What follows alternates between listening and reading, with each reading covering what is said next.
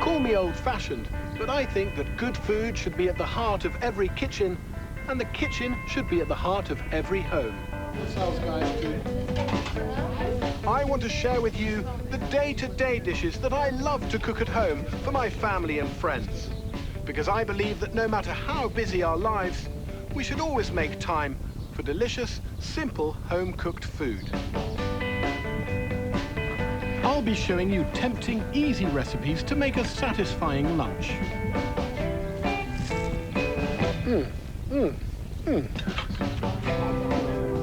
Food not just to be eaten at home. Cheers, everybody, tuck in. Yes, cheers. But to be enjoyed at work too. Absolutely fantastic. Please come on up and box your lunches. It doesn't have to be fancy or pricey, but it should make us feel good, body and soul. And not just once in a while, but every day of our lives.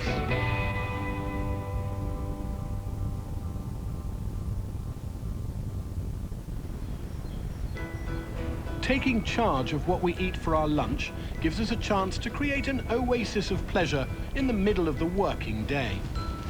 Yet for so many of us, the working lunch means a quick dash out of the office to queue for food, only to end up back in front of a computer eating on autopilot. The workday lunch just isn't something we get excited about. But I think it could be, and it should be. With a little imagination and some cunning cooking strategies, lunch can be as delicious and rewarding as any meal. And I want to kick off my Better Lunch campaign with a cheese sandwich. When it comes to the lunchtime sandwich, it's all too easy to fall into the old routine of slapping a bit of cheese between two slices of bread. Well, it's not a culinary crime, but if you use your loaf a bit, you can transform this plain old combination into a far better butty. It's all right, but it's crying out for a bit of creativity. So, I've asked my chefs and regular lunch colleagues, Tim and Gil, to join me in the challenge to give the simple cheese sandwich a much-needed makeover. Hello. All right, chaps? Yeah. How are you? Not bad. I can see what you're up to straight away. Can you now? Avocado, bacon and cheese. Don't frown on it. Give it a chance. Look, you might want a bit of mayonnaise with that. I do need mayonnaise, and that looks very good. Have you not bought any? You can have some of mine. Thank you. You lucky boy. That's very kind. Tim, you appear to have just bought a pile of onions. Well, it's true. So, are you making a cheese and onion sandwich? There might be a little bit of cunning involved. All right, let's see what you've got. Well, I'm going to make some quick pickled onions. Salt. Sugar. So you're almost pickling it even before you put the vinegar in? Yes. You can see how it just breaks down like that. It's taken the edge off the onion, isn't it? It's stopped it being too harsh. And then you just give it literally just a good dressing. A nice side of vinegar. Right, well, I need to cut up some of this stuff. You're going down the onion route. Well, spring onion. This is an egg and cheese sandwich. So my egg mayonnaise is sort of heading off in the direction of tartare, with a little bit of spring onion and gherkin for some bite. To my 2 eggs and spring onion, I'm adding a handful of chopped parsley. The finely chopped gherkins go in, along with some black pepper and a tablespoon of mayo. So that's the kind of tartare. Yeah, exactly. The one thing I haven't put in there is capers, because I think that's what doesn't quite go with the cheese. The caper and the cheese is not for me. Got to be grated. Oh, interesting. Yeah. Are you grating your cheese? No. No way. I always think with a cheese sandwich, you should only butter the side that's not going to have the cheese on it.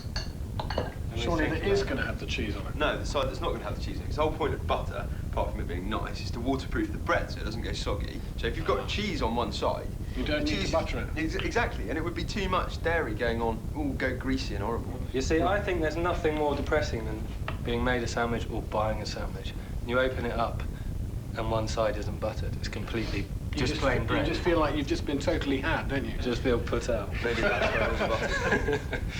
Generous with the bacon. Generous to a fault. Blimey. So here's the Cheesy Trio's Cheesy Trio. Gil's mountainous bacon, cheese and avocado, my egg and cheese tartare, and Tim's cheese and quick pickled onion. Tim, you said that you only had to butter the side that wasn't going to hit the cheese, but you buttered the side, and now you've got no wetness protection for your bread now, have you? I've made a mistake concentrating so hard on my onions. There we go. Gil's sandwich looks really delicious, but it cannot be possible for a human to get that in their mouth. You want to bet? Wait for it. Right, cheese and egg tartare, gentlemen. Thank you. Yeah, don't mind if I do. Very good. Cheesy, of course. So the cheese, I was a bit worried that I might have swamped the cheese, but it's there, is it? The cheese comes through at the end. Nice. But it's nice and light with that sort of tartare-esqueness going on. I really like it. Do you? I like Good. it a lot. Now let's get stuck into Tim's cheese and quick pickle combo. What I really like about this is it's so much about the cheese. It's really clean and assertive and direct with its flavours. Sometimes you can just work too hard. Yeah. And finally, Gil's humongous cheese with bacon and avocado. Dear, dear, oh dear. Oh. Bacon, avocado and cheese. And it definitely tastes of all three. Definitely. It's very, very nice. I love it. Well, I reckon we've made 3 completely delicious cheese sandwiches. And so, with just a little enthusiasm and enterprise, the cheese sandwich is transformed. But no matter how delicious our favourite fillings may be, if we're seriously going to liberate our lunches, then it's vital to look beyond 2 slices of bread. Of course, a sandwich can be special, but it probably won't be if you have one every single day. Look around you any lunchtime and you'll see it dominates the workplace like an unforgiving boss. It's just too convenient for its own good, making lunch a pit stop rather than a pleasure. I think it's one of those meals that you just buy because you need to eat and you're in a rush. We're busy and we rush out, don't we, really? Lunch is an important meal, but not as important as the others for me. I don't really have time for it a lot of the time. The lunch break has been let go. A quick bite's all we get. We're not taking time to enjoy our food, let alone spare a thought to where it's come from. It's hard to swallow, but we're all suffering from work-related RSI, repetitive sandwich ingestion. Britain scoffs down 11 billion sandwiches every year. Surely it's time to axe a few billion of those in favour of something more enterprising. I've seen the future, and it won't be squished between 2 slices of bread, because the end of the sandwich is nigh. But if I'm going to make converts to my creed, then I may need a more persuasive sales pitch. So, in a suitable bid to get Britain off the sandwich treadmill, I've decided to take my message to the workers of the world, one office at a time. And I'm starting right here in Bristol with my first ever working lunch seminar. Thank you very much. Good afternoon. There's absolutely nothing in your contract with this company that says your lunch has to be boring. And I'm gonna start a list up on the board here. Ordinary lunch. What are the adjectives that come to you as how your lunch tends to be on a daily basis? Repetitive. Yeah, repetitive. Rushed. Rushed, yeah, often rushed. Non-existent. Non-existent. No lunch. Stale bread. Stale bread. Boring. Boring, yeah. Hands up if you think most of your lunches are boring. Boring. Okay, boring. I'm going to suggest a strategy for the working lunch, and then we'll talk it through and we'll see if it does indeed represent the possibility of a better lunch every single day. It's 2 words. Lunchbox. I realise this won't make anyone fall off their seats, but I'm convinced that the lunchbox is the perfect way to provide an easy and delicious workday lunch. Just follow my 5-point plan. I'm going to suggest that the sort of main component, the bulk component, the filling up component, could come under the general heading of starchy fillers. Let's have some ideas and then we'll see if they correspond. Pasta. Pasta, macaroni, pearled spelt, Couscous. Couscous, new potatoes. Chickpeas? Chickpeas. Lentils. Lentils is a good one, yeah. So whenever you're in the kitchen cooking, just keep that lunchbox part of your brain ticking over. If you're doing tea for the kids or preparing even a big Sunday lunch, maybe there's a spare hob. You could get a bit of pasta on the go, cook up some lentils, drain them, pop them in the fridge, and you're halfway to your lunchbox for later in the week. What's going to come next then? I put tasty protein. Leftover roast? Leftover roast. Now you're talking. Leftovers. We've got rare roast beef, roast chicken, sardines, smoked mackerel, hard-boiled eggs, crumbly goat's cheese, roast lamb, and spicy chorizo sausages cold. It's not just the roasts that you should calculate for leftovers. If you're frying or grilling some sausages, make sure there's 4 more than are going to get eaten. Tossed up with some new potatoes, halfway there to a lovely lunchbox. What are we going to have to freshen this lunchbox up? Fruit and veg. Raw or cooked? What's going to be easiest? Raw. Raw. The carrots are raw, the radishes are raw. Watercress, blanched asparagus, avocado, and baby spinach. So here, I'm going to put treats and sprinkles. Herbs. Herbs is a good one. Some fresh parsley, nuts, spring onions, capers, fresh mint, seeds. Last of all, I've dressings and condiments. Some homemade pesto, lemons ready to squeeze, mayonnaise, and various dressings. It's at this end of the table where a lot of the excitement occurs and where these lunchbox combinations are lifted to a sort of degree of excitement. So there you go. Please come on up and box your lunches. This spread of goodies could be combined to create an infinite number of lovely lunches, but all underpinned by the 5-point planner. Carby fillers, tasty proteins, which are mainly leftovers, fresh vegetables, which are mainly raw, sprinkles that punch above their weight, and delicious dressings.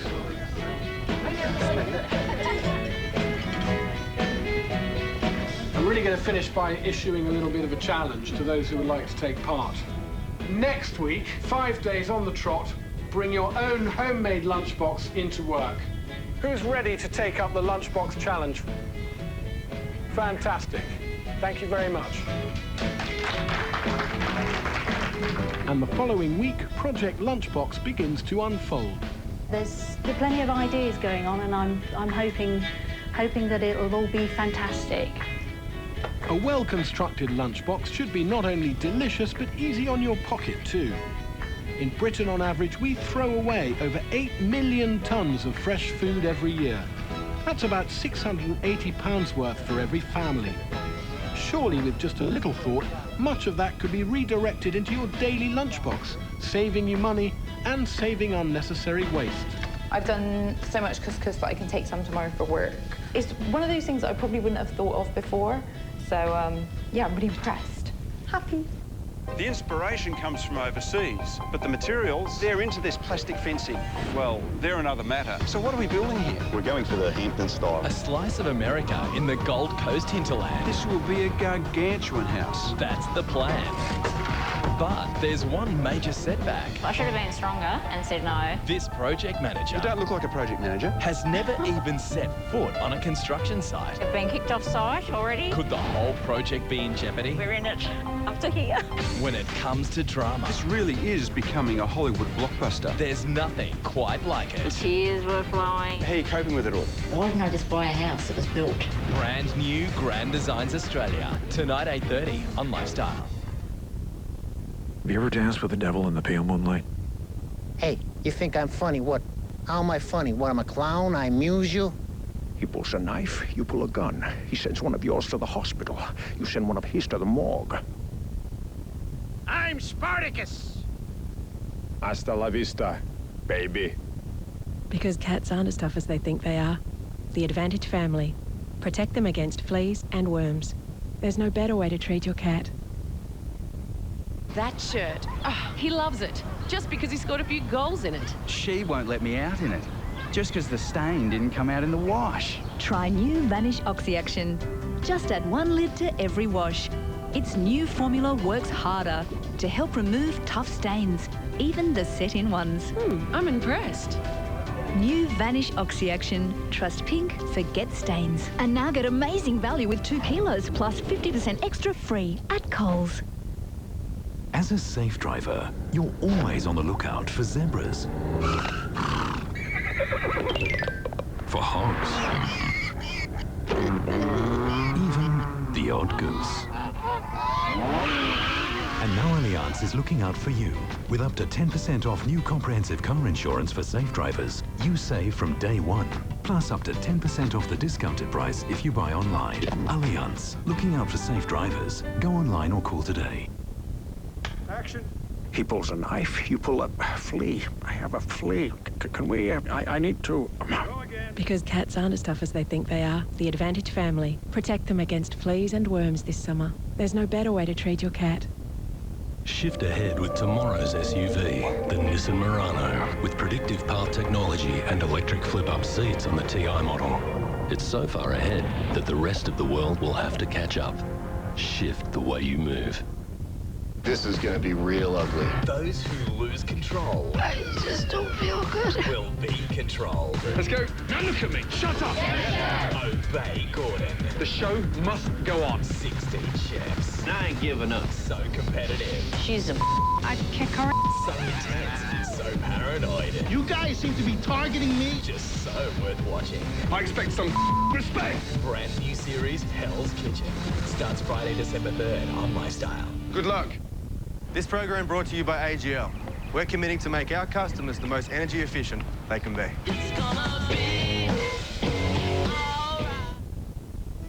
On Lifestyle at 8:30, join Peter Madison from brand new Grand Designs Australia. On you, it's high society. And on food, it's the ultimate food fight, Great British Menu. That's tonight 8:30 on Lifestyle Channels. For this office, rethinking the lunchbox has got them rethinking their whole lunch break, avoiding the sandwich queue and enjoying some alfresco dining. What have you got? Mine's a little bit of a mixture. I've got beetroot, mint, lemon, 3 lentils, olives and a bit of feta cheese. Nice. I know, it's good. Beef marrow with cherry tomatoes, a bit of pear, blue cheese and pine nuts and walnuts. Lovely. Yeah. I have chicken pasta with pesto, peppers and red onion. Oh, that looks lush. Nice. Did you make the pesto yourself? Shut up, did you? Really? No. I got you a fork. Thank you. I have to say, that is gorgeous. Even if I do say so myself. I can't believe the difference mint makes to a salad. About a year and a half. Still got time left. I've still got half hour. Yeah. The benefits are just a lot quicker, saving a bit of money. The taste struck me more than anything. My old dinners would be like 4 or 5 if I was really trying one day. About a 3. 4 out of 10, and my new lunches are 9 out of 10. 8.5. Possibly a 10 sometimes if I've got the right mixture. It's not the size of the lunchbox that counts, it's what you do with it and what you put in it. If you want advice on how to make a delicious lunchbox every day or how to set up an office lunchbox club, log on to channel4.com/food.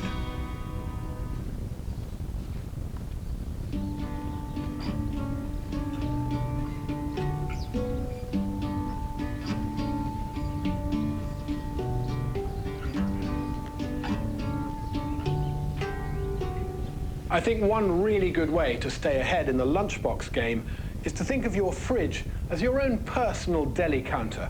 Keep it really well stocked with all sorts of easily grabbable delights. And so I'd like to present a trio of my favourite hummuses. Or should that be hummi? First, I'm going to make the classic version with my own little tweaks. You'll need roughly 500 grams of cooked chickpeas. Whiz up half of them with just a little of the cooking liquid. You can also use tinned chickpeas, drained and rinsed. By putting the chickpeas in 2 halves, it gives me a bit of control over the final texture of the hummus, and I like it quite grainy. Next, add 2 to 3 tablespoons of tahini, half a crushed garlic clove, salt and plenty of pepper. Now, here's where I go slightly off the rails, but it's all to the good, I can assure you. I like to make my hummus very, very lemony. And this is the juice of 2 whole lemons. Probably twice as much as any conventional recipe. And finally, whiz in a couple of tablespoons of olive oil. Of course, hummus is not just a sandwich filler. It can be part of a lunchbox meze with olives, pita bread, salad and raw vegetable crudités. And as ever, it can be tweaked with those tasty treats and sprinkles. In this case, chives and cumin. Hooray for hummus. It is lovely stuff. Variety is the spice of lunchboxes, and hummus comes in various customized hues. My broad bean version is just what a slice of leftover cold ham is crying out for. The process and the recipe are almost the same as the classic hummus, except you've got broad beans instead of chickpeas, and there's no tahini in this one. Start with 400 grams of boiled and shelled broad beans, add garlic, lemon juice and pepper, then whiz. Finally, add 3 tablespoons of oil. You can add more if the puree seems too thick or dry. You never quite know how starchy your beans are going to be, or how much juice there is in your lemon, come to that. So your final seasoning should always be based on a taste and tweak principle. And that tastes very good, and to me, doesn't need any tweaking at all. My beetroot version shows just how far you can stretch the concept of hummus. And it'll fill a corner of any lunchbox with fabulous flavors and amazing color. 25 grams of stale bread, crusts removed, and 50 grams of shelled walnuts go into the mixer. You're looking for fine crumbs, but with still a little bit of texture from the walnut. That's about spot on. These nice young beetroot have just been boiled until tender and then peeled. Now this is some more of that tahini, but it actually also works brilliantly with peanut butter. Add a good squeeze of lemon and half a clove of garlic. I really don't need to pulverize these cumin seeds to a powder, just cracking them open to release their incredible flavor. Oh, and it is astonishing. Season well and blend to a coarse, grainy puree, loosening with just a little oil as you go.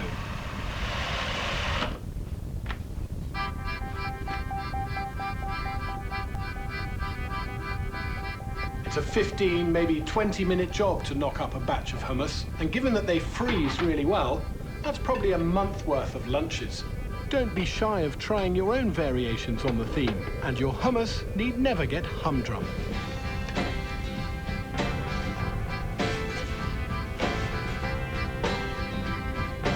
Now, I realize that may not be everyone's idea of a working man's lunch, but you know what? Looking at that, I know it's going to work for me. I think I'll start with the purple. The important thing is not to become a slave to habit or tradition. And when it comes to a good lunchbox, well, you've got to think outside the box.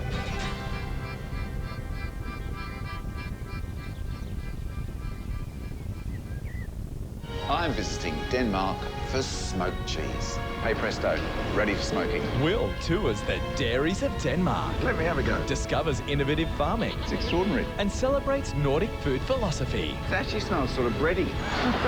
World premiere Cheese Slices, Tuesday at 8 on Lifestyle.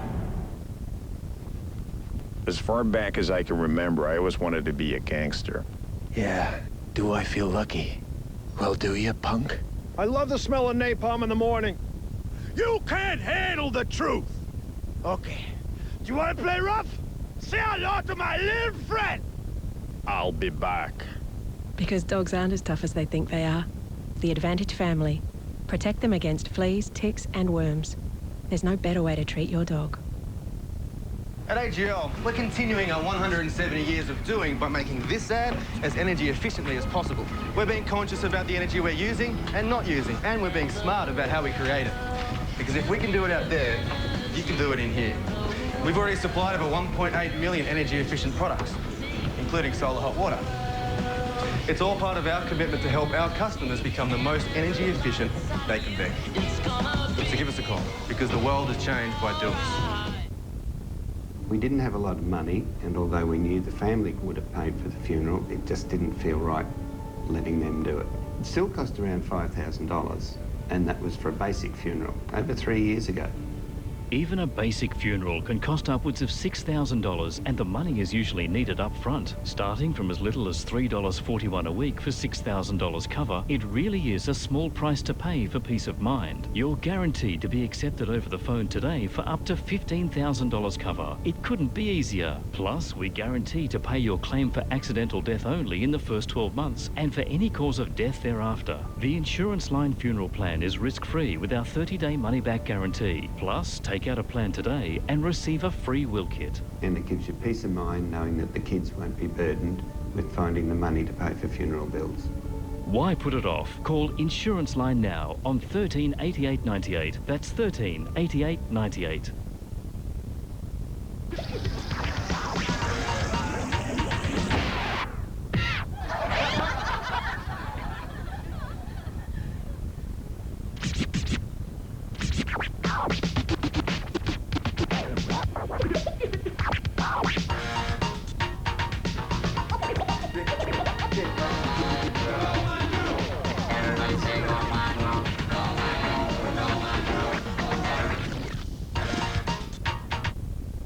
Take 37. You can't handle them! Oh, I have a tick. Can we go again? Because dogs aren't as tough as they think they are. The Advantage family. Protect them against fleas, ticks and worms this summer. There's no better way to treat your dog.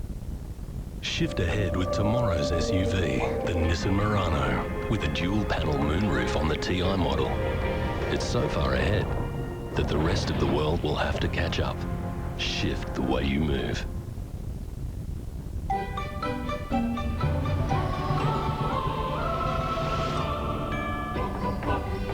This year, Christmas begins with a Lifestyle exclusive production, narrated by Matthew Hayden.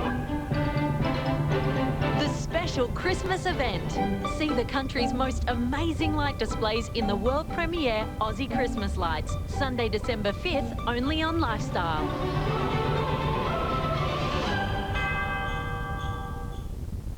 This program brought to you by tomorrow's SUV, the Nissan Murano. It's so far ahead that the rest of the world will have to catch up.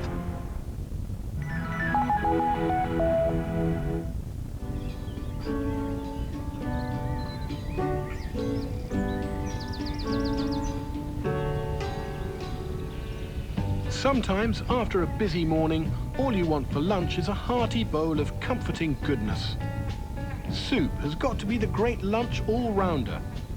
And it's never better than when made from scratch with fresh ingredients.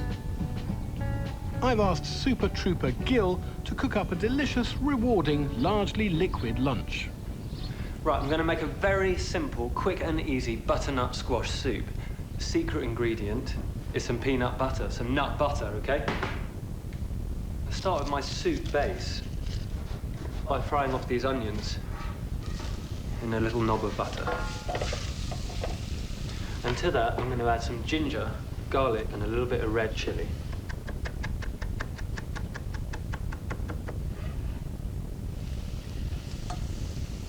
As soon as that hits fried onions, it smells fantastic. A little bit of that Asian feel coming through.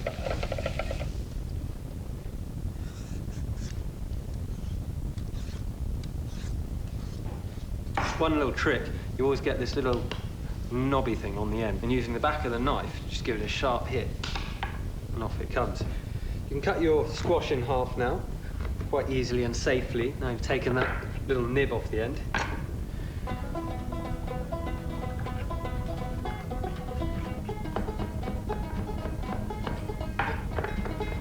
You want to cube it up like this, and it can go straight in the pan with the onions and the ginger. And we're just going to season that now. I think when making soups, it's always good to season as you go.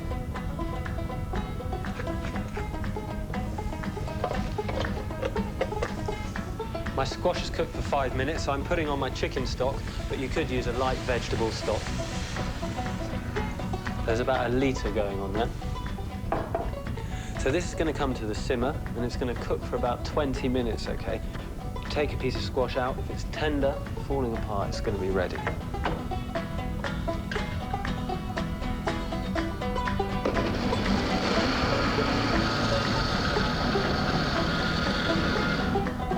Right, that's ready. That's the beauty of butternut squash. It always makes a lovely, smooth soup. I'm going to take a ladle or two of the soup. I'm going to take a good, healthy spoon of the peanut butter. This just helps to get rid of the lumps before you add it back to the pan. And that's going to add a real nuttiness to the overall flavour. And of course, it's a bit more interesting than the peanut butter sandwich.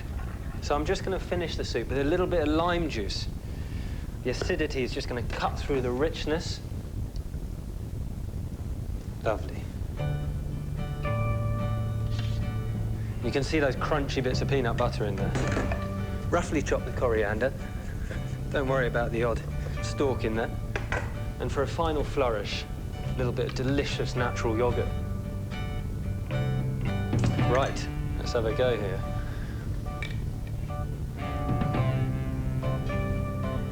You've got the smoothness, silkiness of the soup. A really great crunch from the peanut butter. Perfect for lunch. But what's even better about it is that it's going to do another meal, another 2 or 3. Soup is the epitome of thrift, and it's easy to ring the changes with the season's finest ingredients. When it comes to working lunches, the one in the flask is always up to the task. Couldn't be easier.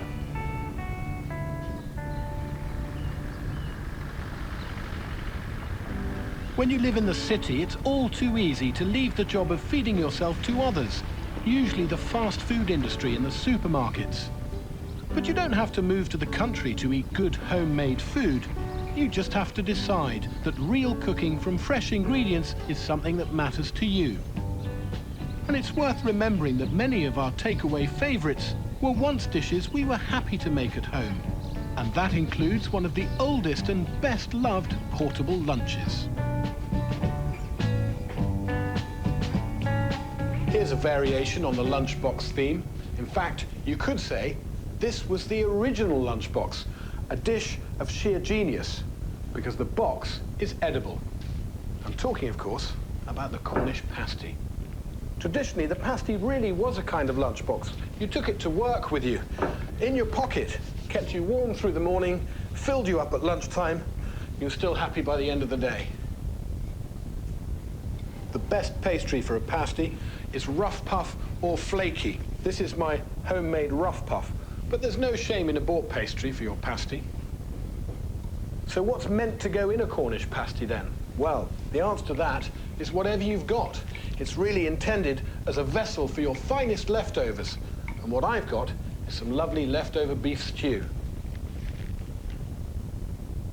I want a nice big circle of pastry. I reckon I'm going to get 2 pasties out of this.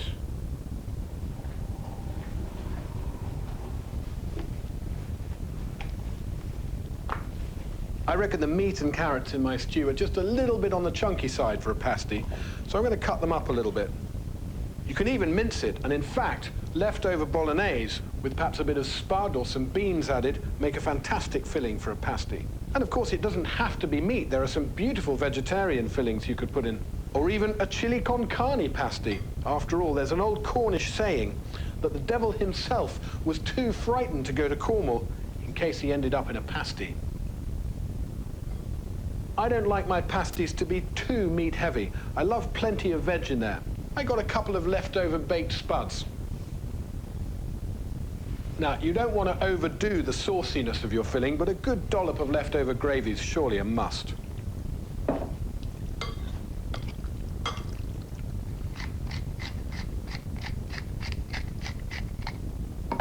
Now, here's a tip.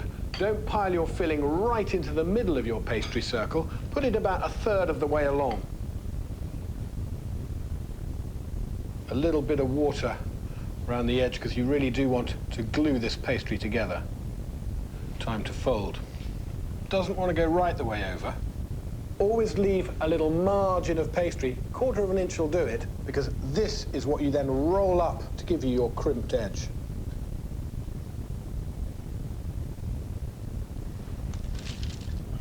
They each need a little escape hole for the steam.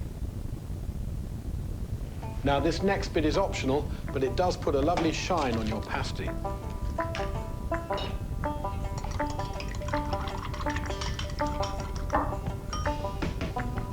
And that's it. With the egg wash applied, it goes into a hot oven for about 25 minutes. The only hard part is the waiting. I'm very excited about these pasties. Ooh, come on, pasties.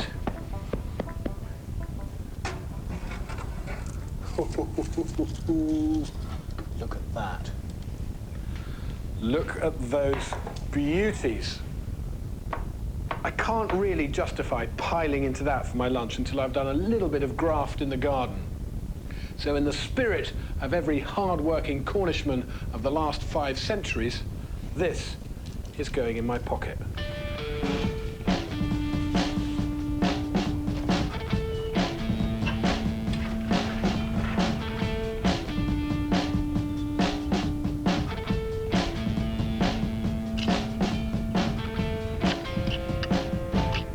Tell you how comforting it feels, digging with a hot lunch in my pocket. Oh, still piping hot.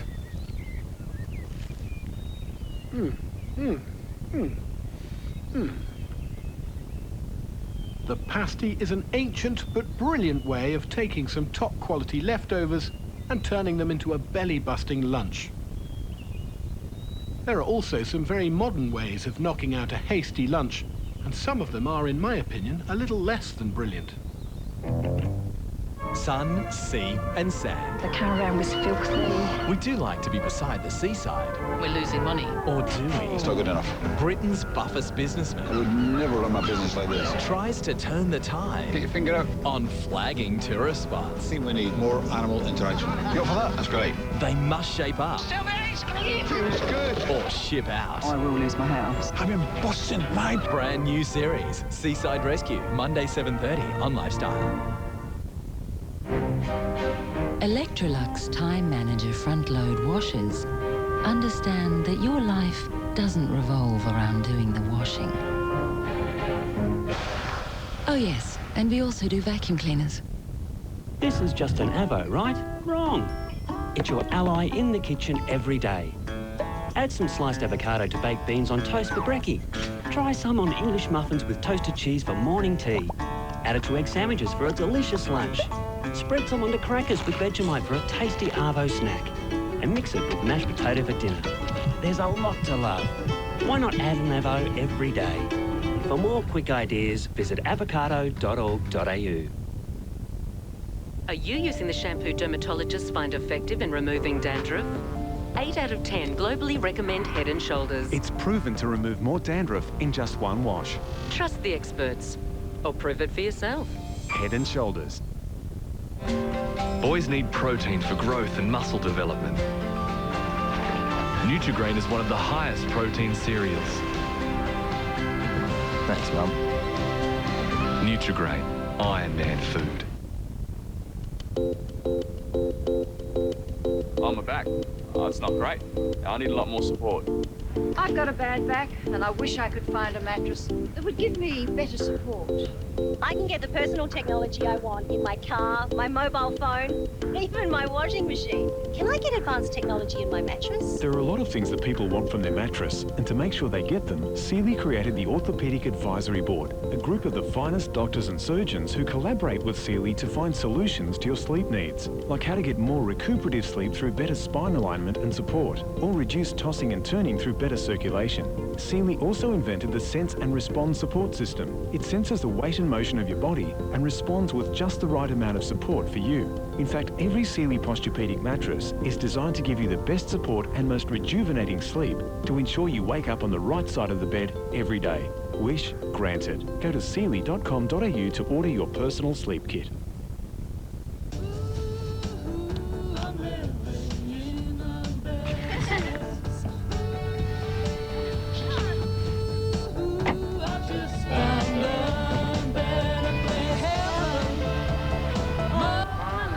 The 7-seat sensation Mazda CX-9 is only a family car when they're in it, and all about you when they're not. Mazda CX-9, because there's an I in family. You won't have to run around town after ANZ's small business specialists. Hop online to anz.com, type in your postcode, and get the name and mobile number of the small business specialist closest to you. Next time on Nigella Kitchen, it's supper time and the cooking is... easy. Nigella whips up meals that are... Very quick to make. Lovely. and all that jazz. Brand new series, Nigella Kitchen, Tuesday 7:30, exclusive to Lifestyle. The inspiration comes from overseas, but the materials, they're into this plastic fencing.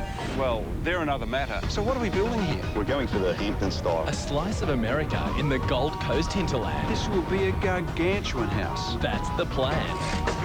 But there's one major setback. I should have been stronger and said no. This project manager... You don't look like a project manager. ...has never even set foot on a construction site. I've been kicked off site already. Could the whole project be in jeopardy? We're in it up to here.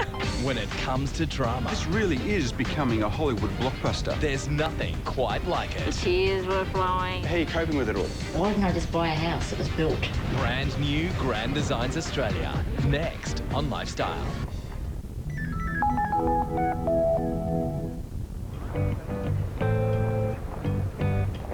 All too often, quality and flavour is sacrificed for quick and easy. And there's one instant meal that these days seems to greet you pretty much wherever you turn.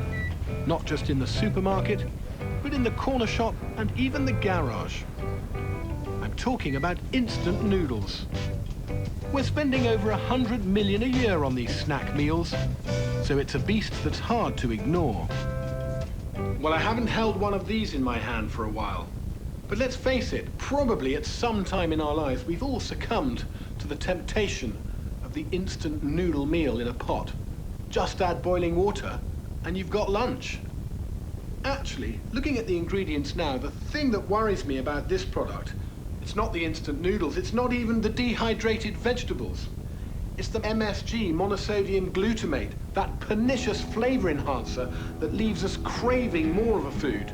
So what if we got rid of that and put back in only good things? Would we then have ourselves a half-decent working lunch? There's only one way to find out.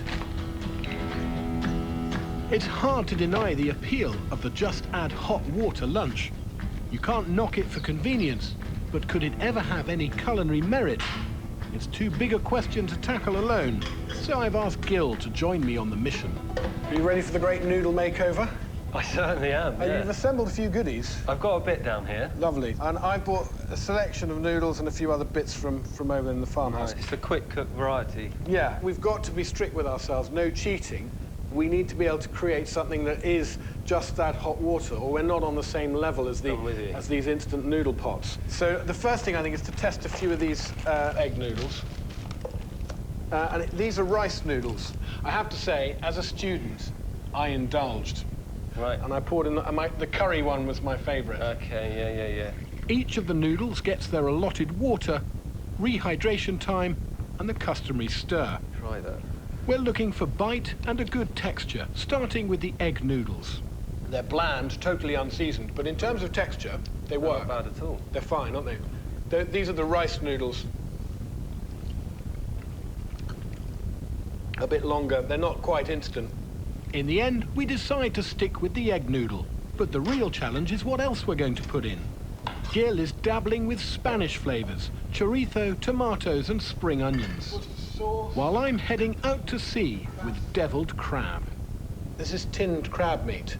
So I think you get the dry ingredients in goes the water, mix, in go those. Yeah, job's done. Let's do it. A little bit of hot English. So for my deviled sauce, I'm going for a teaspoon of hot English mustard, a dash of Worcester sauce, a spicy organic ketchup, a splash of Tabasco, and some cider vinegar.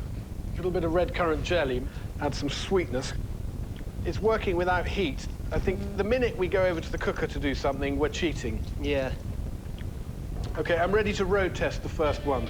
A teaspoon of organic veg stock powder goes in with the noodles and hot water. Then the tin of crab. That's gonna pack a bit of flavour. It is. In goes the sauce. A jolly good stir. It's there. that's there. That's. It's got the look. It was certainly quick. Any good? It's not entirely without merit. I would eat that if I was hungry. Definitely. But what we want to get to is that's a really tasty lunch, not I would eat that if I was hungry. Meanwhile, I'm getting genuinely peckish at the prospect of Gil's chorizo number, finished with fresh basil and tomato passata. Basil in here. So how saucy is it? Fairly good, I think. What's the maker's verdict? Anything you'd change? Really good. It is lovely. It's absolutely lovely. You can drink the liquor as a soup. I think it's a winner. Do you? I think it's really good. Now for round 2. I just want a little bit of this stock powder here. I'm coming back with a hot, sweet and sour vegetarian soup. The idea here is to cut the carrots so fine that they almost cook when the boiling water's poured on them. There you go, the carrots. I'm also adding finely chopped spring onion, powdered ginger, sugar snap peas, finely sliced spring greens, and a good smidge of chopped chilies. I'm going to put a bit more water in here because this is a noodle soup rather than a saucy noodle. For my little magic jar, it's the final hit of lime and soy that I think is going to hopefully make this a bit of a winner. With a touch of brown sugar to add sweet to the hot and sour. Okay, give it all a good mix in.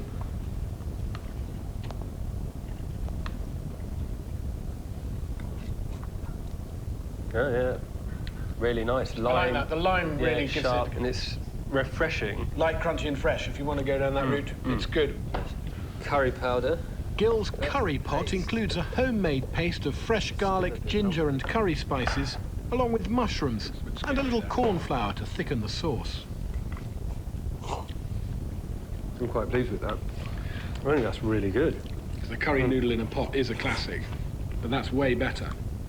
But before we embark on too much self-congratulation, we need to launch our creations on the real world of the working lunch. We're taking them to a place where kettle cooking is king, a building site. And we're upping the ante by sneaking in a leading shop-bought variety to see how ours compares with the real thing.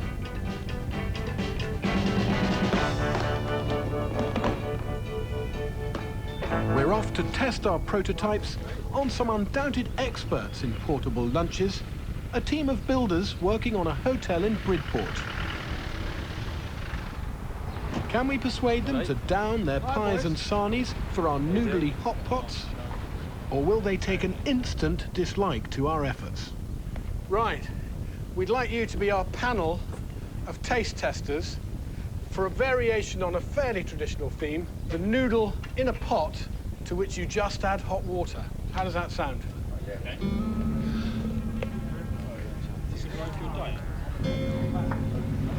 Make sure you cover the noodles, yeah?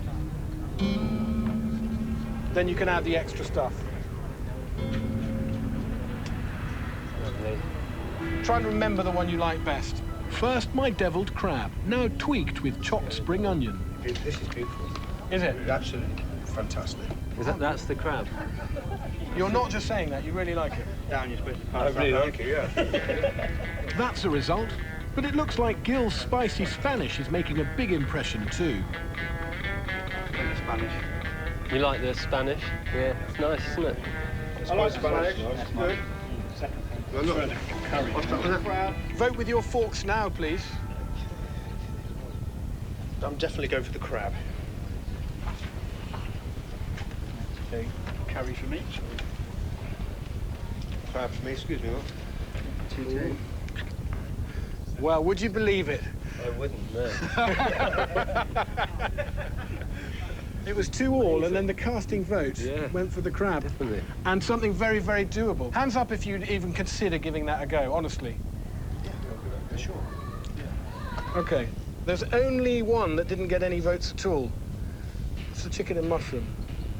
That's probably one of Britain's best-selling branded instant noodle products. Good result. I think it's a result for real cooking. Yeah, definitely. So there might just be a future for the homemade instant noodle. Just ditch the MSG and add some real ingredients instead.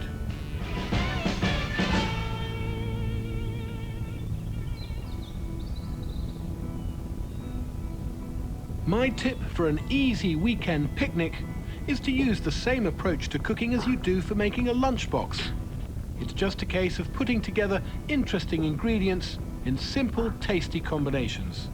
And any leftovers are, of course, ripe for recycling here too. Once you start thinking about it, the principles at the heart of a good lunchbox can easily be extended and expanded to inform all sorts of other areas of your cooking, particularly when it comes to entertaining. I mean, look at these dishes that I've just put together. Lettuce, hard-boiled egg, and a scattering of anchovies. Some lentils, just given a little lift with some capers, spring onions, and a bit of parsley. Leftover chicken with cold new potatoes, a few French beans, a scattering of toasted almonds. Any one of these dishes could easily have appeared in a weekday lunchbox, but put them all together with a little bit of pizzazz and presentation, and they make a perfect lunchtime smorgasbord, especially for a beautiful sunny day like today. And I suppose you could call this dish the centerpiece of the spread, but really it's based on exactly the same principles that inform the lunchbox and everything in front of me. It's just a simple assembly of things that go together well. With a base of sweet red onion, cherry tomatoes, and crisp chunks of peeled cucumber, this salad takes a leaf from the Mediterranean tradition, featuring a heavy emphasis on herbs. This lovely mint, which I'm going to chop fairly fine, and then the parsley, which is going to stay in whole leaves. Now the ingredient that turns this salad into lunch, halloumi cheese. This one's made in Kent. I love halloumi, but it doesn't really come into its own until you cook it. And I'm going to fry mine with a little dusting of flour, paprika, and black pepper. Just a minute on each side, and once you can see that it's tender, out it comes.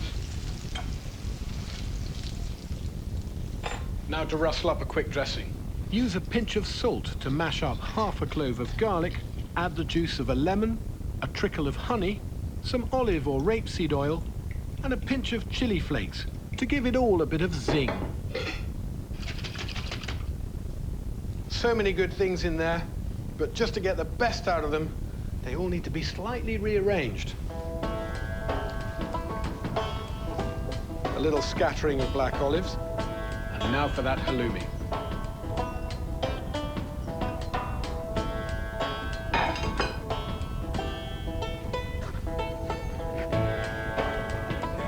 A simple grazing picnic like this can easily be put together from a few leftovers and a quick raid on the larder and the fridge. It's a really lovely, relaxing way to eat, especially at the weekend.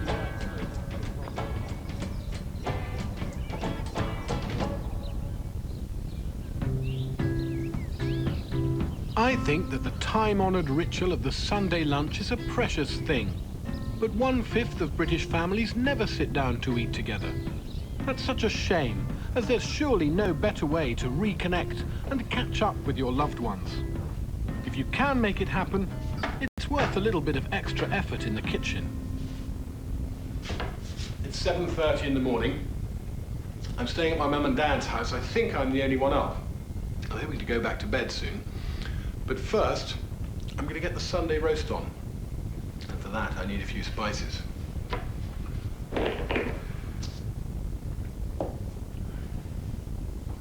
And here's the meat. 2 lovely shoulders of lamb. I could probably have got away with 1. I think we're 9 or 10 for lunch. My sister's coming over with her boys. But what I really want to make sure of is that there's lots of lovely leftovers to see us through the week. I'm going to smother both these shoulders in a lovely paste of North African-inspired spices and then roast them very, very slowly for half the day. And by about 2 o'clock this afternoon, the meat should be melting off the bones. In a hot, dry pan, toast a teaspoon each of cumin, coriander, and fennel seeds. Give them a good bash, then add half a teaspoon of cayenne pepper, 3 or 4 of smoked paprika, and plenty of black pepper. Garlic and rosemary. A couple of cloves and 2 large sprigs should be enough. Chop the 2 of them together roughly and add to the spices. with a teaspoon of salt and a good slosh of olive oil.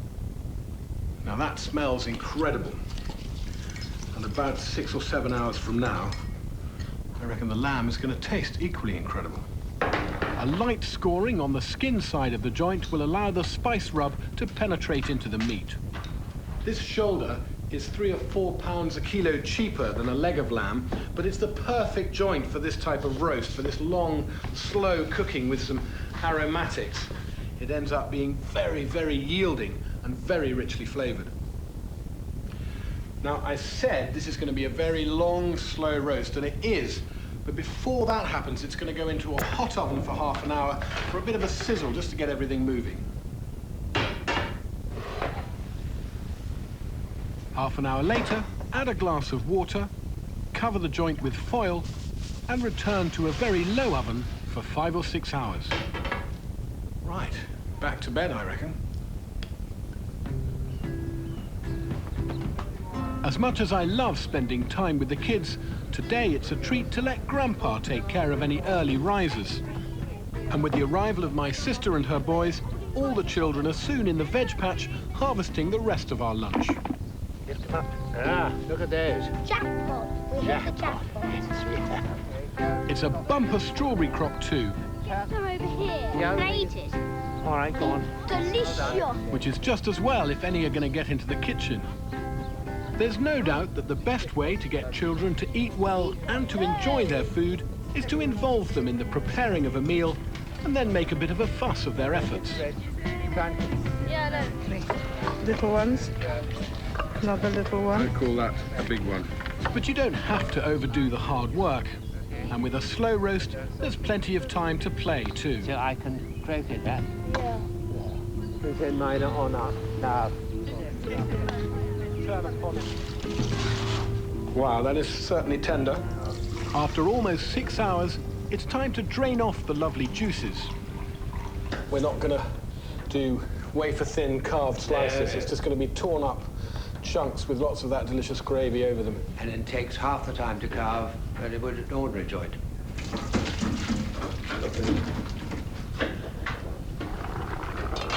Put the beans on. Give them about 4.5 minutes. 4.5, Dad? Are you sure about that half? 4.5, maybe 5, on a good day. Here we go. Should we get everyone sitting down? Yes. Come on, guys. Children, come along. Dad, are you spudding? I'm spudding. There you go. Pass it on. Well, where do I put it? Cheers, everybody. Tuck in. Right, cheers. Cheers. Good. Right, it's delicious. Good. Well, if you leave them behind, I'll eat them, don't worry. Sitting down to a traditional roast isn't something we do every weekend, but it is always worth the effort. A gentle pause in our working week to enjoy each other's company and some delicious food. I can't think of a better way to improve the quality of your day than improving the quality of your daily lunch. It just requires a certain amount of planning ahead. Which is why this Sunday's leftover lamb will be turning up in next week's lunchbox and perhaps in a spicy shepherd's pie too. Who's going to go and pick some more strawberries for Grandpa?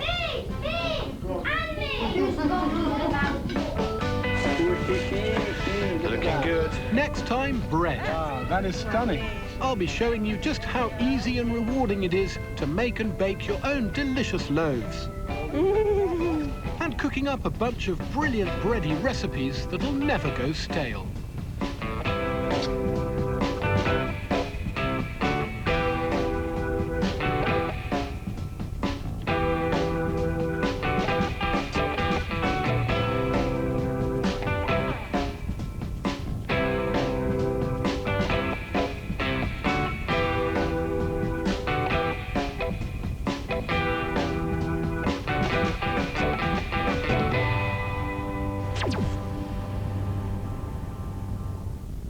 This program brought to you by AGL. We're committing to make our customers the most energy efficient they can be.